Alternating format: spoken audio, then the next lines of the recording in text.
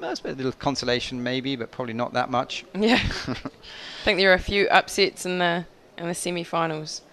Kazakhstan are coming into this race with high hopes of doing something. Serbia have had some good results in this. Been switching their team around a little bit this season, but they've had some good results in the World Cups. There you go. Where is he? He's number 3 in the boat. That's our mate who's just been racing a few minutes ago for Belarus, Raman Pietrashenko. So let's hope he's recovered. Ali Urania just sitting in front of him, who decided not to go in the K1 1000, although he was European champion. And he went in the K2 1000 but didn't do as well as he wanted to. With Medvedzedu, who's stroking the boat. And these possibly the favourites. When they're on fire, they really are on fire. This is the Czech Republic, and in the third place is the giant Josef Dostal with the beard. They all have very smart glasses, but they've now been together for 2 or 3 years as a team, and they're looking good. Russia, it's a familiar team. This is the team that won the World Championships last year. They're all together. Hungary, we have young Zoltan Kamara, who actually competed in the 1999 World Championships. He's staking the bait. They've had mixed around with a few different combinations this year, but they've gone back to the tried and tested. Portugal, they've got their big names in there. They've had some very good results in the last couple of years. And Spain, I think they won the first World Cup in Milan, was it? But apart from that, they haven't really, well, they haven't been at the other World Cup, so they couldn't test themselves. And Slovakia, they've been again mixing around the combinations a little bit in the last year, so it's interesting to see how things go. So it's your K4 specialist. What's going through their mind at this stage? Is it a case of, is there a leader, or are you just all so tuned together?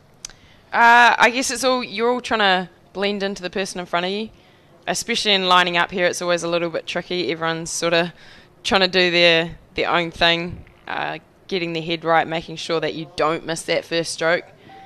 And they're off, and they're all 9 boats are off to a safe start. You did it. Ooh, what did you say?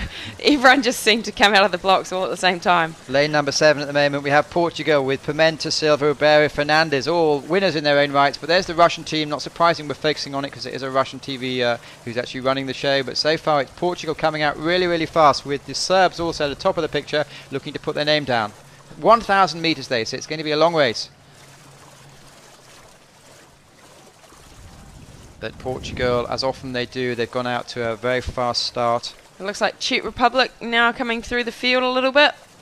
We've got about 4 boats just getting their noses ahead of the rest of the field. The Czech Republic are the on-form team of the moment. They were first in the Europeans with very, very choppy water. But here we have fairly flat. It's starting to be a bit more choppy though, the water isn't it, today? If you look at it, on the TV you can't see it, but if you actually look live, it's actually starting to be a bit bouncy.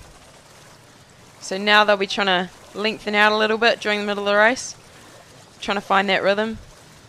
Czech Republic coming through strong now. If the 3rd or the 4th person in the boat thinks they're not going fast enough, how can they transfer the message?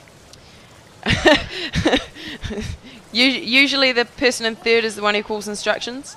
And I guess the person in the first or in the front seat has got a huge job. They've got to keep the length, because if they shorten up, the rest of the boat gets shorter and shorter and shorter. Well, as we saw there, we have Havel, Treffel, Dorstal and Sturber. The reason that they haven't raced together in the World Cups that often at the beginning of the season is I think it was David Havel who was injured, so they tried other things, and Dorstal said, I'll try the 500, and did one of the fastest time ever in that, in Rachichi, and the K1 1000. We saw how delighted he was to win. But so far, we're coming down well over the halfway stage, and it's the Czech Republic, I believe, are in the lead at the moment. It's very hard to tell at this angle actually, but it looks like Czech Republic's still out in front. But we're really starting to hurt now, trying to build for the finish. So Czech Republic are taking a certain half-length lead with 200 metres to go. But it looks like also Hungary and Portugal are still in it, with Slovakia at the bottom saying, I want to do something as well. Coming into the last 150 metres, it is Czech Republic who have a 2-metre lead over the Russians are out of it, over the Hungarians. It looks like Portugal's coming up now. So 80 metres to go. It's the Czech Republic with a fast finishing Portuguese. Very fast finish. It looks like Portugal is coming out really, really close. 10 seconds to go, and who's 10 metres to go? It looks like the Czech Republic might have taken it just from Portugal. And then Hungary, it looks like. But Portugal are putting their hands in the air. That's interesting, because on the TV images, I thought it looked like the Czech held onto it, but the Portuguese actually live looking out the window.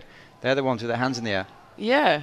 I think that'll be very interesting to have on playback. Well, it looks like we could have Czech Republic as the winners for this event. Well, Czech Republic, they were third in London, just behind the Hungarians, with Australian winning there. And then you move back to the Worlds last year. It was the Russians who didn't really show today. They had a few challenges, but the federation says, yes, we can stick with the same team because you are the reigning world champions. The under-23s apparently have got a very, very strong team there. But today, I thought the Czechs look like they certainly controlled the second half of the race, and we see them in slow motion, so it's going to be interesting to see why the Portuguese had their hands in the air. Yeah, although I think they'll be very happy with that. They didn't seem to place in last year's World Championship, so that'll be very positive for Portugal.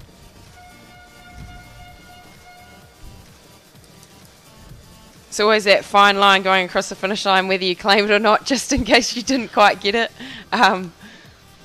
But either way, I think they've got something to celebrate.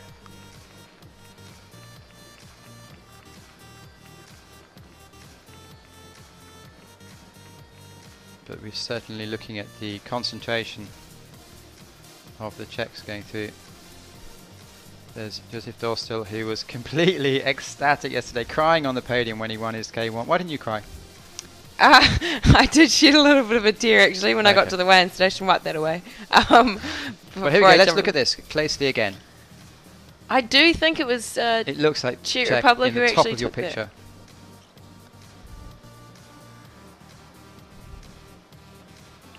The Russians have been worthy world champions for the last year.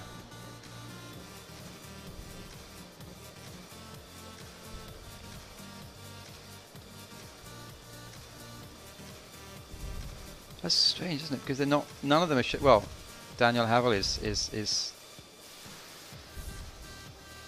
No, I guess they think they won it.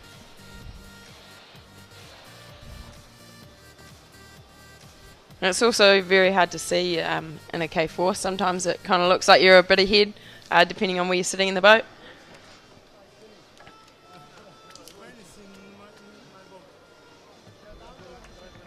But it looks like Czech Republic celebrating, taking that win.